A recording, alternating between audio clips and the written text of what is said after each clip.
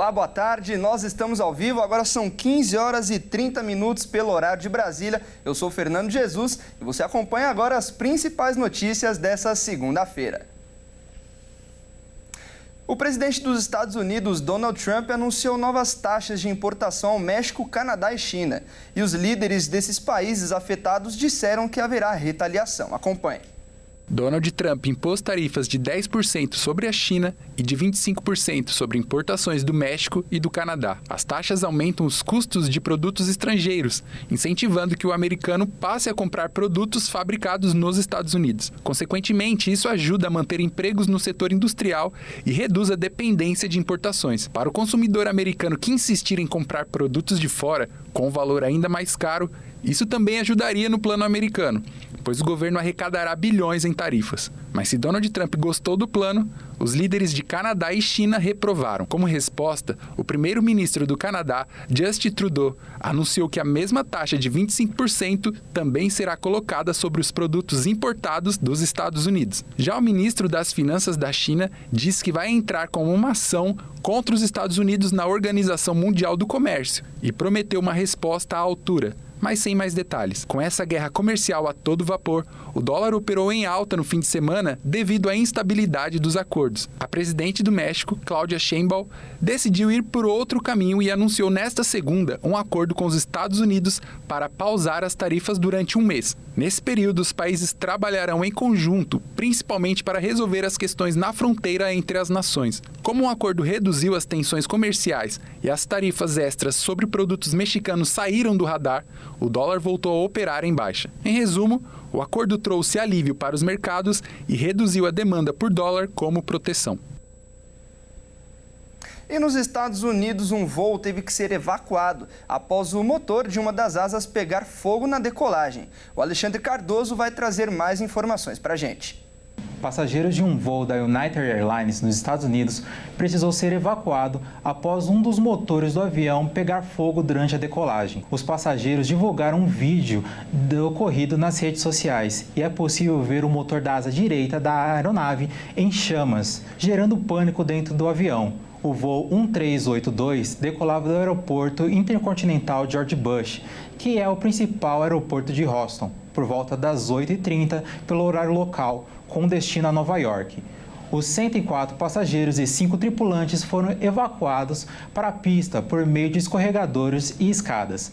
Apesar do susto, a Administração Federal de Aviação dos Estados Unidos confirmou que ninguém ficou ferido. Os passageiros foram transportados de ônibus de volta ao terminal e a companhia providenciou outro voo para levar os clientes ao destino às 14 horas. O caso entra para a lista da crise aérea que os Estados Unidos vem enfrentando desde o início do ano, como o acidente de Washington entre o jato da American Airlines, que se chocou no ar com um helicóptero do exército americano, que deixou 67 mortos, e o caso da Filadélfia, onde um jato particular caiu num bairro movimentado, resultando em 7 mortes.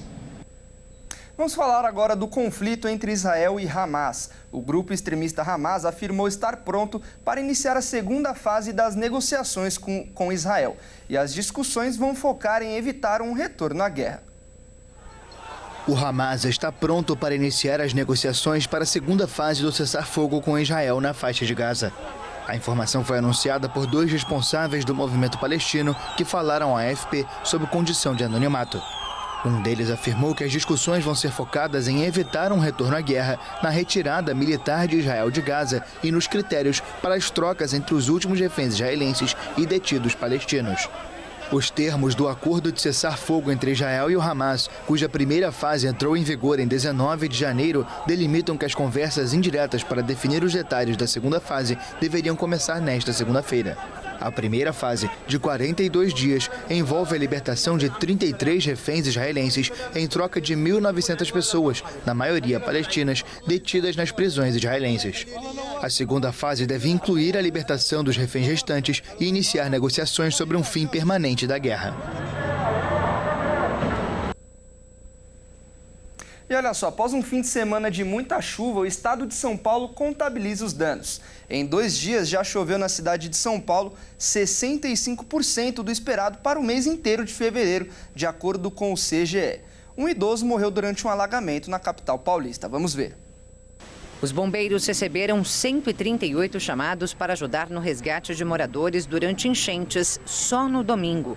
Ao todo, 16 pessoas precisaram de auxílio, segundo a corporação.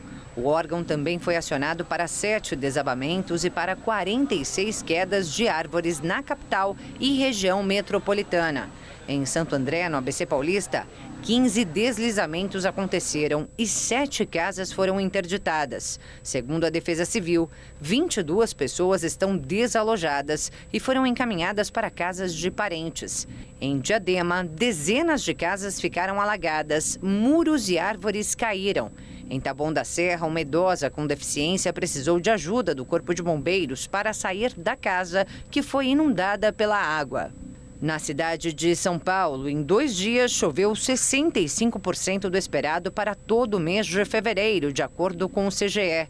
Um idoso ficou preso dentro do próprio carro na Rua Prece, na Vila Prudente, zona leste da capital. Ele foi socorrido e levado ao hospital Vila Alpina, mas não resistiu. Com esse óbito, o número total de vítimas das chuvas desde dezembro no estado sobe para 18. Também na capital, o bairro do Jardim Pantanal, na zona leste de São Paulo, teve moradores recolhidos de bote. Segundo a Prefeitura de São Paulo, mais de 5.000 pessoas foram atendidas no local e 5 abrigos foram abertos para acolher os moradores desalojados. No Jardim Parque Morumbi, uma cratera engoliu carros, mas felizmente ninguém se feriu. E a Defesa Civil de São Paulo renovou o alerta de chuvas até quarta-feira desta semana. A capital paulista entrou inclusive em estado de atenção para alagamentos. E com isso o gabinete de crise continua os trabalhos. A Defesa Civil de São Paulo decidiu renovar o alerta para chuvas no estado até a próxima quarta-feira. A princípio, o aviso se encerraria neste domingo. Porém, por conta da previsão de continuidade dos temporais, o tempo de atuação do gabinete de crise também foi estendido. A Grande São Paulo ainda está em estado de atenção para alagamentos. O alerta foi emitido do CGE, o Centro de Gerenciamento de Emergências Climáticas.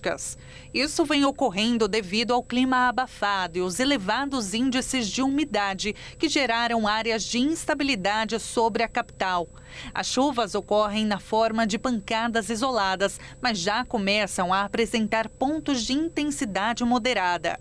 A zona de convergência do Atlântico Sul deve manter o tempo instável, com pancadas de chuva concentradas no final da tarde durante os próximos dias. O potencial para inundações e deslizamentos de terra deve permanecer elevado, devido ao solo encharcado e à continuidade dos temporais. O monitoramento da situação é feito em tempo real pelas autoridades. Novas orientações poderão ser divulgadas, dependendo da evolução do cenário. E o Congresso Brasileiro apresentou novas presidências para os próximos 2 anos. Davi Alcolumbre retorna à presidência do Senado, enquanto Hugo Mota assume a Câmara dos Deputados. O Congresso Brasileiro elegeu na noite de sábado, por ampla maioria, os novos presidentes do Senado e da Câmara dos Deputados, que conseguiram apoio tanto da bancada de esquerda do governo, quanto da ala mais radical da oposição de direita. Com 73 de 81 votos, o senador Davi Alcolumbre venceu a presidência do Senado, enquanto na Câmara, Hugo Mota recebeu o apoio de 444 deputados, de um total de 499 votos. Os dois são figuras do chamado Centrão e vão comandar uma legislatura com temas sensíveis, como a anistia para quase 400 pessoas condenadas pelo ataque às sedes dos 3 poderes em 2023, com o objetivo de sabotar a posse de Lula. A medida é apoiada pelo ex-presidente Jair Bolsonaro. O Legislativo discutiu em 2024 um projeto de lei com esse objetivo. Ainda que a tramitação não tenha avançado, por decisão do então presidente da Câmara, Arthur Lira, o texto pode voltar à pauta. Bolsonaro está inelegível e não vai poder se candidatar nas eleições de 2026, já que a Justiça Eleitoral o condenou por questionar, sem apresentar provas, o sistema de votação brasileiro. O Congresso também vai tratar de outros temas controversos, como a exploração de petróleo no Nordeste e um projeto que busca limitar as decisões do Supremo Tribunal Federal, considerado pelo governo como uma retaliação às sanções impostas por essa corte aos bolsonaristas. E olha só, uma tragédia chocou uma cidade de pouco mais de 30 mil habitantes no interior do Mato Grosso do Sul. Um homem que não aceitava o fim do relacionamento chegou a uma loja de acessórios de celular atirando contra a sua ex-companheira e também a sua amiga. Ele colocou fogo no lugar e depois tirou a própria vida. Vamos acompanhar mais detalhes das investigações com o repórter Wellington Pael. Karina Corim, de 29 anos, está internada em estado gravíssimo desde sábado aqui no Hospital da Vida, em Dourados, cidade a 50 quilômetros de Carapó, no interior de Mato Grosso do Sul, onde o crime aconteceu. Ela foi vítima de tentativa de feminicídio praticada pelo ex-marido, Renan Dantas Valenzuela. Ele entrou armado em um estabelecimento que vende acessórios para celular no centro da cidade, enquanto Karina estava trabalhando. As imagens de câmeras de segurança registraram toda a dinâmica do que aconteceu.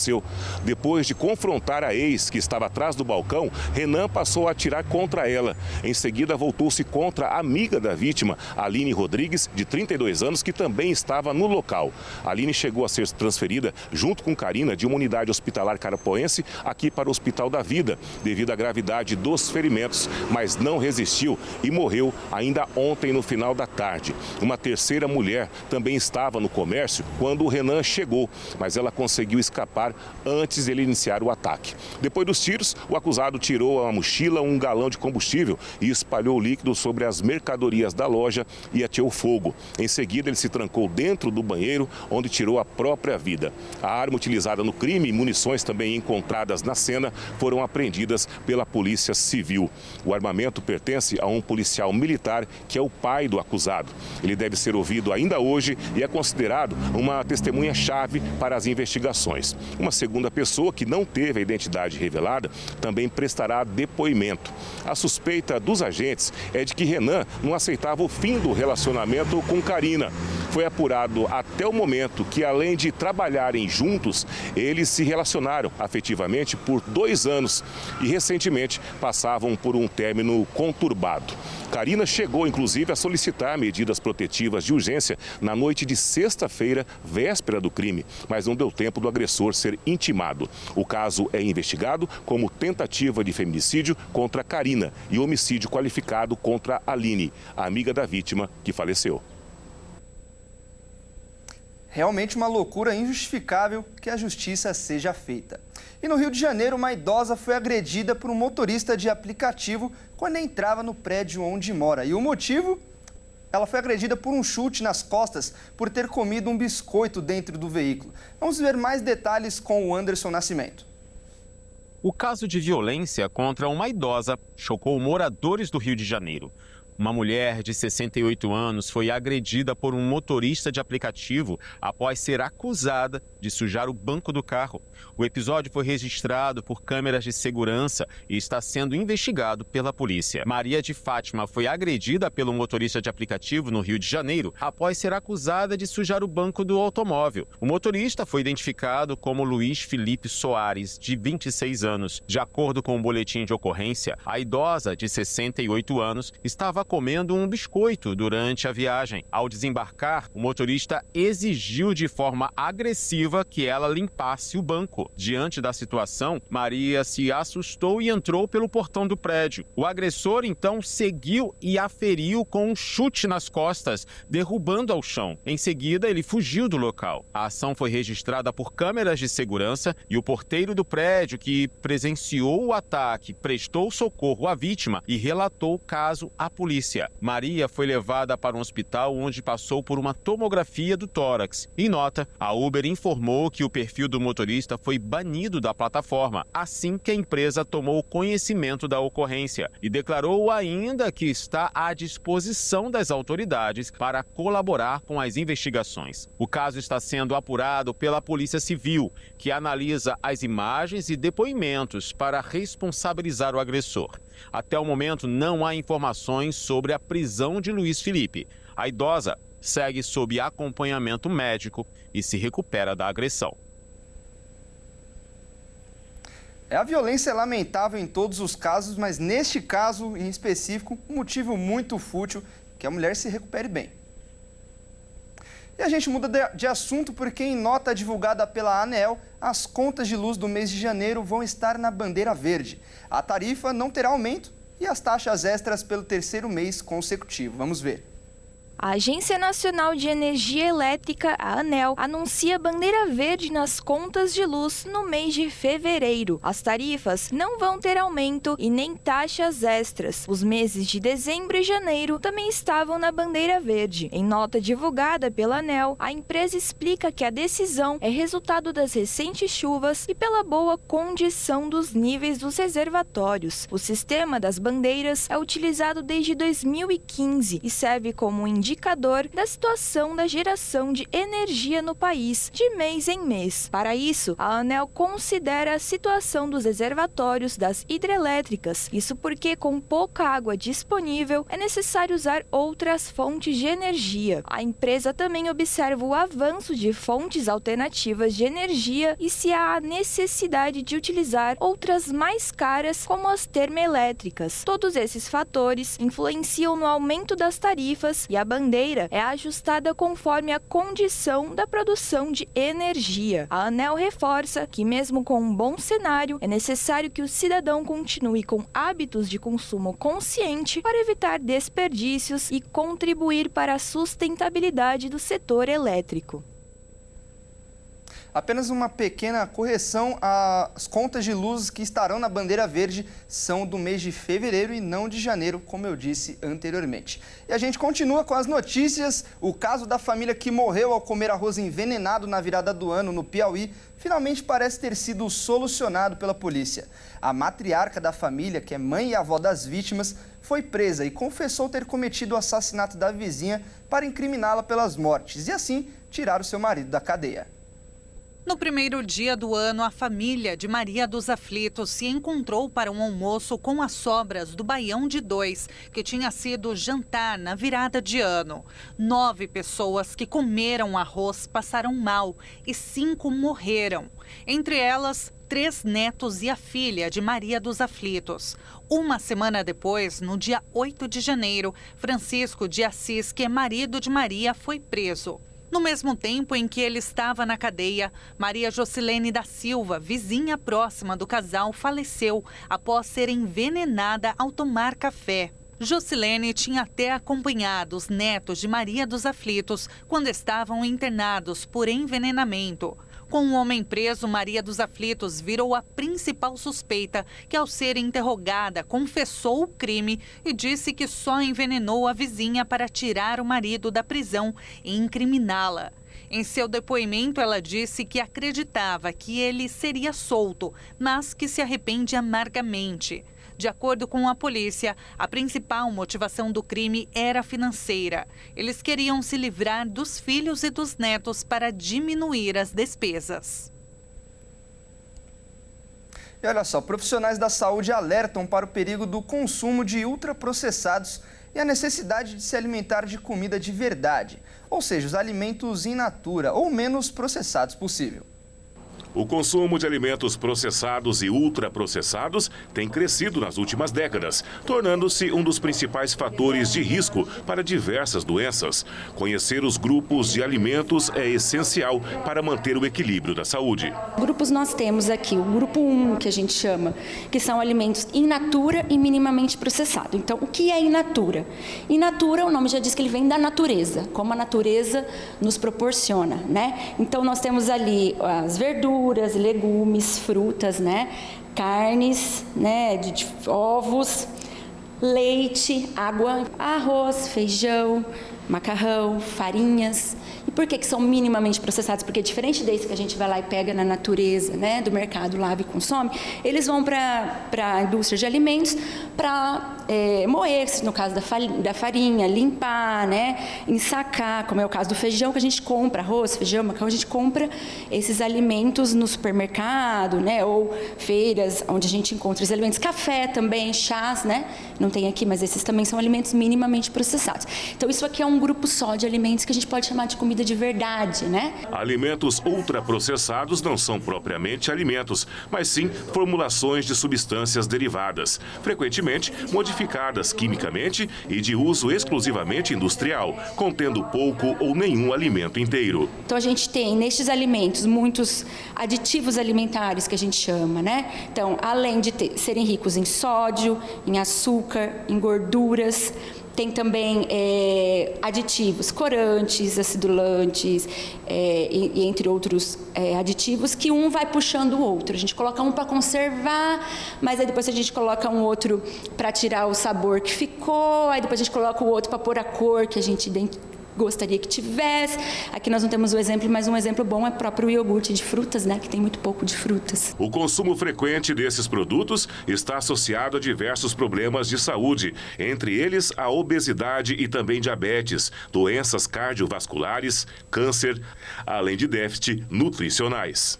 Embora ofereçam conveniência, alimentos ultraprocessados, além de prejudicar a saúde, também interferem mesmo para aqueles que praticam atividades físicas. Segundo estudos, dietas ricas em ultraprocessados são associadas a inflamações, ganho de peso e maior risco de doenças metabólicas. Além disso, a qualidade nutricional desses produtos é baixa. Muitos contêm calorias vazias, ou seja, fornecem energia sem os nutrientes essenciais para a recuperação muscular e também o fortalecimento do organismo. Isso pode afetar diretamente a performance esportiva, resultando em menor resistência, fadiga precoce e dificuldade na recuperação pós-treino. O alimento natural ele vai trazer um processo de digestão melhor, né? Questão do sono, ela vai diminuir o estresse, a ansiedade, a depressão, porque tudo isso interfere no treinamento. Diferente de uma pessoa que ela adquire muito alimento ultraprocessado. Vamos dar um exemplo, a salsicha, né? Que ela tem muito conservante, gordura saturada, sódio. Essa pessoa que se alimenta desses produtos ultraprocessados, biscoito também entra. O que acontece? Os danos que ela causa no treinamento, o impacto para a reparação dos tecidos musculares vai ser menor, entendeu? Por conta de ser ultraprocessado, o corpo ele vai ter mais processos para fazer para conseguir essa digestão. É diferente de uma pessoa que tem uma alimentação saudável. Então, para na questão do emagrecimento, então, a pessoa que tem uma alimentação saudável, ela consegue emagrecer melhor. Este restaurante em Dourados apostou em um novo conceito de alimentação. Tudo é o mais in natura e caseiro possível, incluindo os temperos, que são feitos no local. Além disso, conchas medidoras e balanças estão disponíveis para que os clientes consigam seguir a dieta de acordo com as medidas passadas por nutricionista ou outro profissional. Na hora de fazer a montagem do cardápio, eu penso nutricionalmente no prato do cliente. Então, possibilitando para que ele consiga fazer uma boa montagem no prato e ter alimentos, ter como escolher bons alimentos, né? Então, não trabalhamos com fritura, trabalhamos com um cardápio bem pensado de como ficará no prato. Então, qualquer pessoa consegue se alimentar. Então, às vezes, uma pessoa com diabetes, com hipertensão, uma criança em introdução alimentar. Então, a gente consegue atender todo esse público dessa forma. O cliente, ele sente na hora que ele vai alimentar, ele sente que o alimento não vai estufar, ele não vai passar mal, ele vai ficar bem, ele vai sair daqui, ele vai trabalhar. Ninguém sai daqui, geralmente vai para casa, geralmente ele vai trabalhar. Então é uma comida pensando mesmo na comida parecida com a sua casa. Muitos clientes até trazem plano alimentar para que eu possa estar ajudando de outros colegas. Outros clientes trazem exames para que eu possa dar uma olhada e oriente no que é melhor para que ele está se alimentando todos os dias, né? Nós temos clientes que estão conosco há muitos anos e eles comem conosco exatamente porque a comida é muito parecida com a casa. Eu evito até de trocar as vasilhas, porque o cliente chega, ele vai procurar o alface naquela vasilha, o repolho naquela outra vasilha. Então eu evito até, porque para que ele se sinta o máximo em casa possível. E agora a gente muda de assunto porque é hora de falar de esportes aqui no Redação Hit. E como sempre, quem traz as informações é o Caio Veríssimo. Boa tarde, Caio. Seja bem-vindo mais uma vez. E o Corinthians joga hoje e pode se tornar líder do Grupo B. Mas nem tudo é festa lá em Itaquera, porque o Corinthians foi condenado a realizar alguns pagamentos, não é mesmo? Exatamente, Fernando. Boa tarde a você, boa tarde a todos que nos assistem. Pois é, nem tudo é festa lá, porque o Timão foi condenado realmente a pagar à FIFA um processo referente às contratações do meia Rodrigo Garro e do zagueiro Félix Torres em 2024. Vamos ver. As ações contra o Clube Paulista foram movidas pelo Talleres, da Argentina, e o Santos Laguna, do México. No total, as condenações somam mais de 9 milhões e 400 mil dólares, cerca de 55 milhões na cotação atual. As condenações da FIFA são do ano passado, mas a entidade só divulgou a decisão em seu site oficial nesta segunda. Neste período, o Corinthians ingressou com recurso na Corte Arbitral do Esporte, a última instância para casos do tipo. Em situações assim, o julgamento pode levar mais de um ano para acontecer. No caso de Rodrigo Garro, a situação entre Corinthians e Talleres vem tendo problemas desde o início, quando o meia se transferiu para o Timão em janeiro do ano passado. O clube argentino queria receber 612 mil dólares referente a despesas operacionais e impostos de transação, mas o Corinthians contestou contra a obrigação de pagar este valor. O Talleres abriu um processo na FIFA por conta disso e ainda pediu o pagamento de 3 milhões de dólares referente às prestações que ainda iriam vencer do contrato. Isso porque estava estipulado que, em caso de falta de pagamento, as parcelas restantes seriam antecipadas. A ação foi aberta em junho e, em setembro, após os clubes apresentarem suas alegações, a entidade máxima do futebol deu ganho de causa ao Talleres e o Corinthians foi condenado a pagar 3 milhões de dólares, além de uma indenização de 722 mil dólares. Já no caso do zagueiro Félix Torres, o Corinthians comprou o equatoriano por 6 milhões e 500 mil dólares do Santos Laguna, do México, e pagou somente a primeira parcela. A segunda prestação venceu em maio do ano passado e, de acordo com o Santos, não foi quitada. Então, os mexicanos foram à FIFA e a entidade condenou o Corinthians a pagar os 4 milhões de dólares restantes e ordenou que o Timão arque com juros de 18% ao ano sobre este valor e impôs uma multa de 675 mil dólares. E lá na Baixada Santista, o Santos está em festa. O Neymar realizou seu primeiro treino com o elenco, não é mesmo? Exatamente. Olha só, Fernando, lá estava em festa porque o Neymar realmente fez o seu primeiro treino nessa manhã e agitou toda a torcida santista. Vamos ver. Nesta segunda-feira, Neymar Júnior fez seu primeiro treino no Santos com os novos colegas de equipe. O craque chegou com estilo. Pouso de helicóptero no CT Rei Pelé e poucos minutos depois já estava dentro de campo com a bola no pé. Se não houver nenhum problema nos próximos dias, tudo indica que Neymar vai estrear já na quarta-feira, na Vila Belmiro, quando o Santos recebe o Botafogo de Ribeirão Preto. A última partida do novo camisa 10 santista foi em novembro de 2024, ainda pelo Al Hilal, quando atuou por cerca de 30 minutos. Neymar vem de uma sequência de poucos jogos devido ao rompimento do ligamento cruzado do joelho, lesão que o tirou dos campos por mais de um ano. Em seu retorno, ainda quando atuava pelo Al Hilal, o jogador teve nova lesão, dessa vez na coxa, que o afastou por mais algumas semanas. Após 1 ano e 5 meses no clube árabe, Neymar somou apenas 7 jogos. Apesar de não estar jogando em alto nível, as expectativas do torcedor santista em Neymar não poderiam ser maiores. E o craque quer mostrar que voltou ao Brasil para fazer história mais uma vez. É isso aí, Fernando. Fico por aqui. Um grande abraço a você e a todos que nos assistem. Até mais. Eu que agradeço pelas informações, Caio. Até mais. Bom, e essa edição fica por aqui. Eu agradeço demais a sua companhia. Até a próxima. Você que não é de São Paulo e não nos acompanha pela Rede TV, fique com a sua programação local. Até mais.